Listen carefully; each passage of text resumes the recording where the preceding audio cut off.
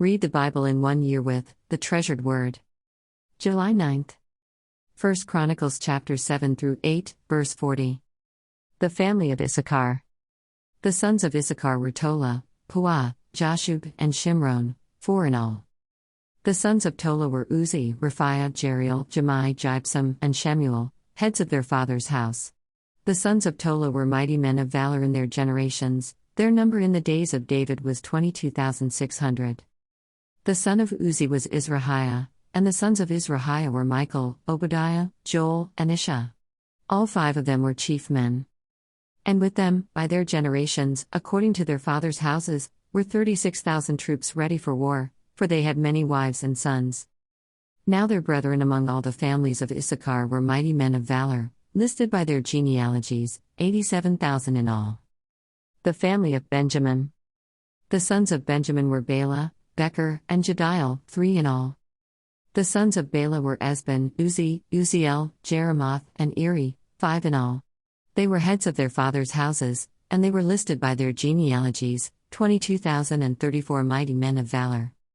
The sons of Becher were Zemirah, Joash, Eliezer, Elionai, Omri, Jeremoth, Abiyah, Anatoth, and Elameth. All these are the sons of Becher. And they were recorded by genealogy according to their generations, heads of their fathers' houses, 20,200 mighty men of valor. The son of Jediel was Bilhan, and the sons of Bilhan were Jeish, Benjamin, Ehud, Shenanah, Zethan, Tharshish, and Ahishahar. All these sons of Jediel were heads of their fathers' houses. There were 17,200 mighty men of valor fit to go out for war and battle. Shuppim and Huppim were the sons of Ir, and Hushim was the son of Aher. The family of Naphtali. The sons of Naphtali were Jahertziel, Guni, Jezer, and Shallum, the sons of Bilhah. The family of Manasseh, West. The descendants of Manasseh, his Syrian concubine bore him Machir the father of Gilead, the father of Azriel. Machir took as his wife the sister of Huppim and Shuppim, whose name was Makkah. The name of Gilead's grandson was Zelophehad, but Zelophehad begot only daughters. Makkah the wife of Machir bore a son, and she called his name Peresh. The name of his brother was Sheresh, and his sons were Ulam and Rakem. The son of Ulam was Bedin. These were the descendants of Gilead the son of Machir, the son of Manasseh. His sister Hameleketh bore Ishhod, Abiezer, and Malah. And the sons of Shemida were Ahim, Shechem, Leki, and Aniam. The family of Ephraim.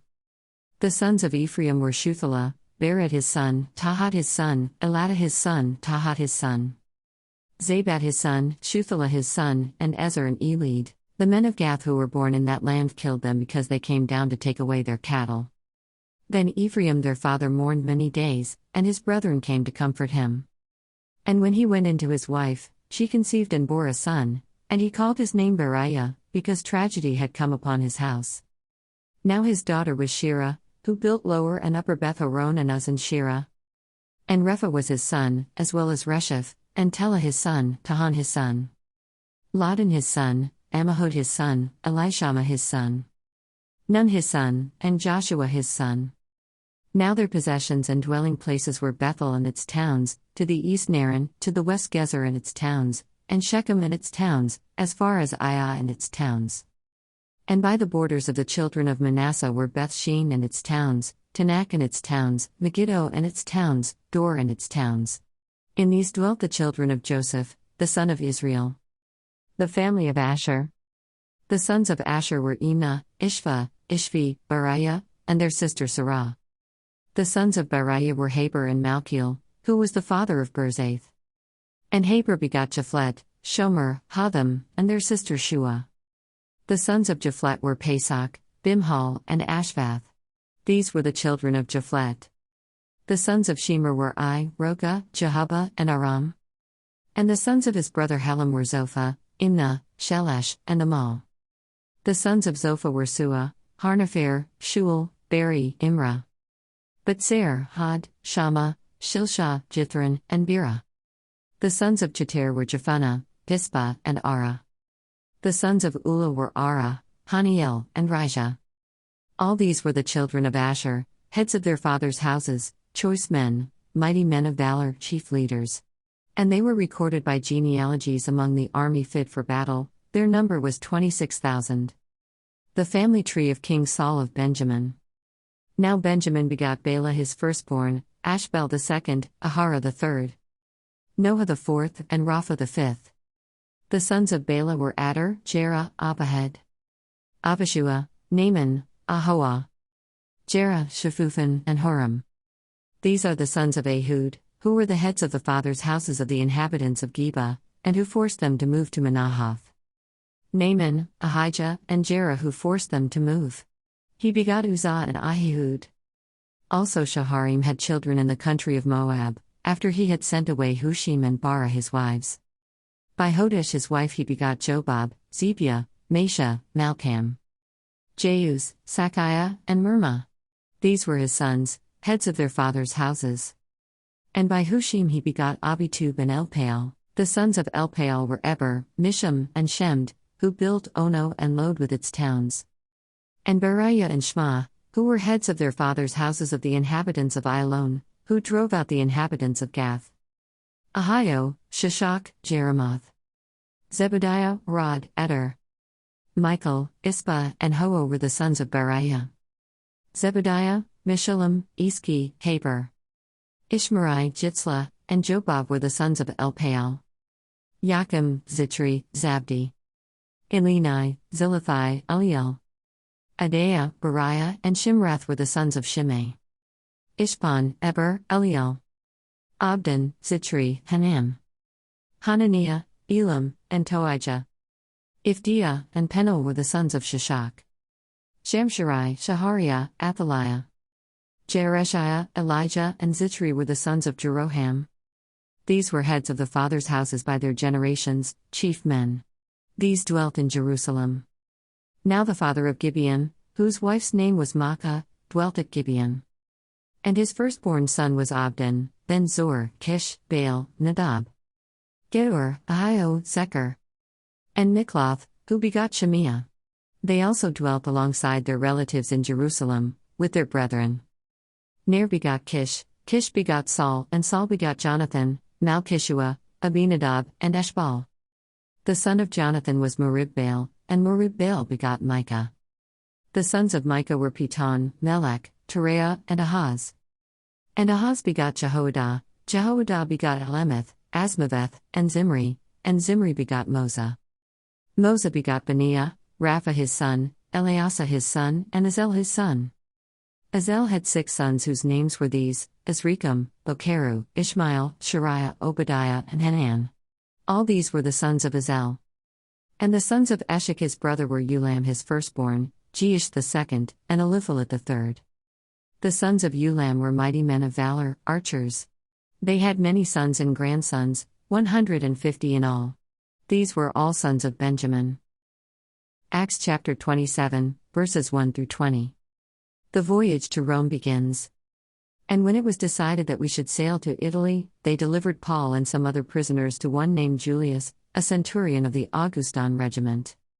So, entering a ship of Adramyttium, we put to sea, meaning to sail along the coasts of Asia.